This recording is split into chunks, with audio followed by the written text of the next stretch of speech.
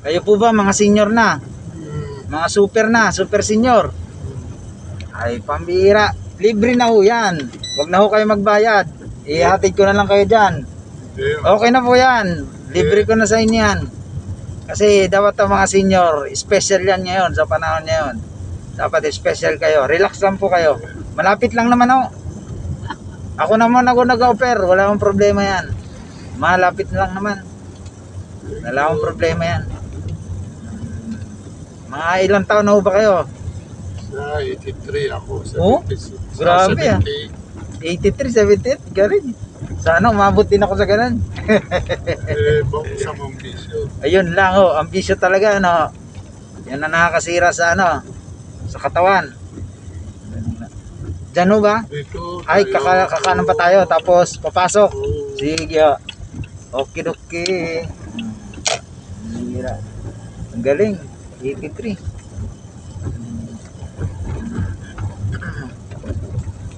Ano ang sikreto? Fruits and vegetables lang. Gulay, isda. Tapos karne, bihira. Bira. Oo. Ang na walang tapa. Oo. Ako mahilig ako sa taba, pero hindi ako kumakain na ng kanin sa gabi.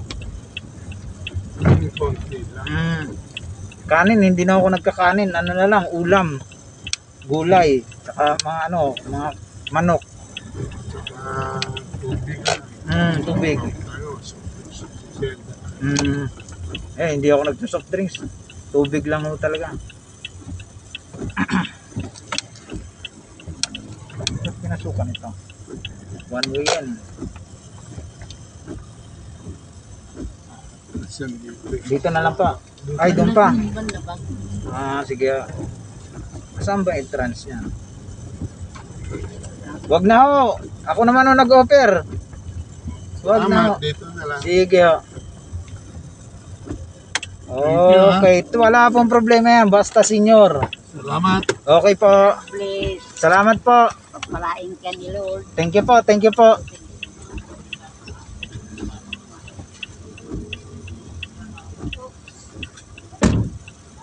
Thank you. Okay po.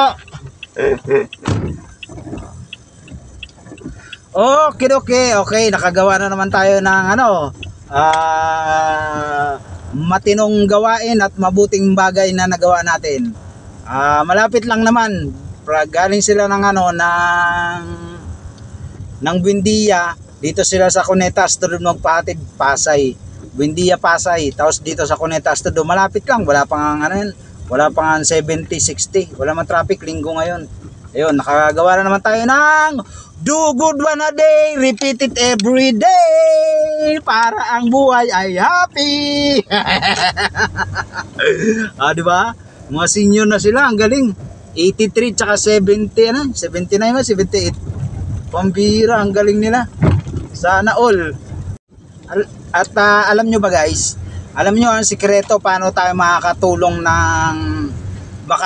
o makakagawa ng kabutihan sa kapwa? Ito lang ang sikreto niyan. Huwag nyong isipin yung mga pansarili nyong interes. Kasi pag inisip nyo mga pansarili nyong interes, hindi kayo makakagawa ng kabutihan sa kapwa. Dapat lagi nyong isantabi yan. Isipin nyo yung nagagawa mong kabutihan ay para sa kapwa mo. Para sabihin natin sa nakararami, sa interes ng nakararami, sa interes ng kapwa mo. Kasi pag inisip mo sa pansarili mong interes, hindi ka makakagawa ng kabutihan, di ba? Magiging kalaban mo yung damdamin at konsensya mo tsaka isip mo, di ba? Kanina, di ba, nagatid tayong airport. Si Madam, binigyan tayo 1,000. Kaya yun, nilibre na natin yung dalawang senior citizen na mag-asawa. Ayun, binalik natin yung ano, yung kabutihan niya. Sabi nga pay it back forward. Ganon yung ginawa natin. Kaya yun ang sikreto doon. Huwag nyong isipin yung pansarili nyong interes para nakakagawa tayo ng kabutihan sa kapwa para maluwag sa damdamin at isipan. Yay!